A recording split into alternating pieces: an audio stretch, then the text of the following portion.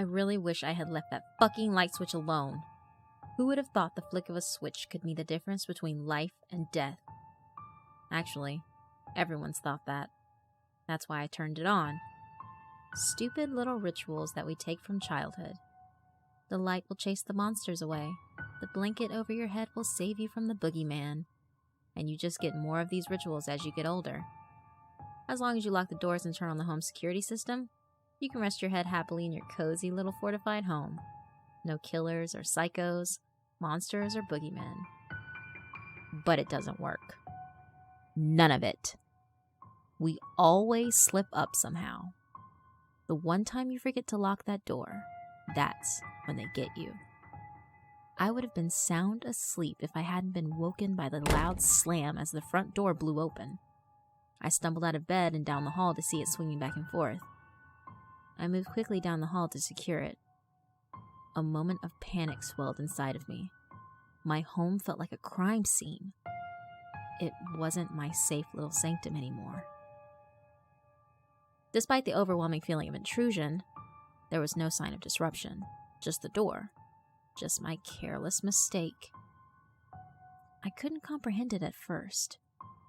It had to be a burglar or some psycho. I looked around the rest of the house, checking every cupboard, every crevice. Nothing. I felt stupid but relieved. I just wanted to get back to bed to forget this whole embarrassment. I flung myself back down on my bed, closed my eyes for just a second. I sat back up. There was no way I'd fall asleep unless I double-checked that I locked the door this time.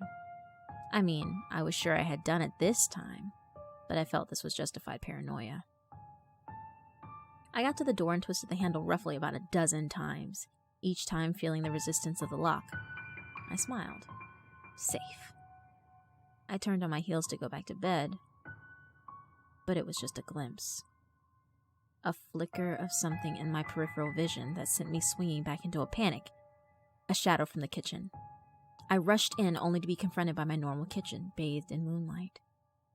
I sighed, questioned my sanity, and decided that this, the longest night of my life, must end. I went towards the bedroom once more. Another odd shadow crossed my path.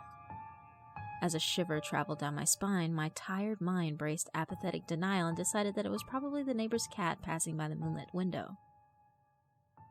I sat wide awake in my bed, trying to lull myself to sleep, counting in my head until I might eventually nod off. But every time I closed my eyes, that feeling of intrusion was still there. The hands of something unseen looming above my head, every creak and every shadow filled my mind with the dread of my childhood. Those nights after being tucked in by my parents, those same fearful thoughts of lurking terror. But it was nothing, right? More creaks, more movement in the shadows. I turned and pushed my face into the pillow. I felt something brush past my foot, which stuck awkwardly out from under my blanket. I jolted upright, looking deeply into the darkness. Swirling shadows, the monsters, the boogeymen. I felt around sheepishly for my phone. The dull light of the screen could put me at ease. Nothing on the nightstand, and when my fingers roamed around the edge of the bed, instinctively I retracted them for fear of the unknown. I was alone, but in the shadows I saw them. The monsters. Inky, abominable beasts. It was the only thing I thought could help me. I lunged from the bed directly at the switch. My palm slammed down on it and the room erupted into light. My eyes burned momentarily and I glanced around the room. Empty. Safe. Just paranoia. I shook my head and hit the switch once more, climbing into bed in the pitch black. No shadows without my night vision. But now I hear them. I can't see them now. I don't know what they want, but I know I can't leave. The rituals have failed. They're on the other side of this blanket, and all I can do now is hope that they're gone in the morning.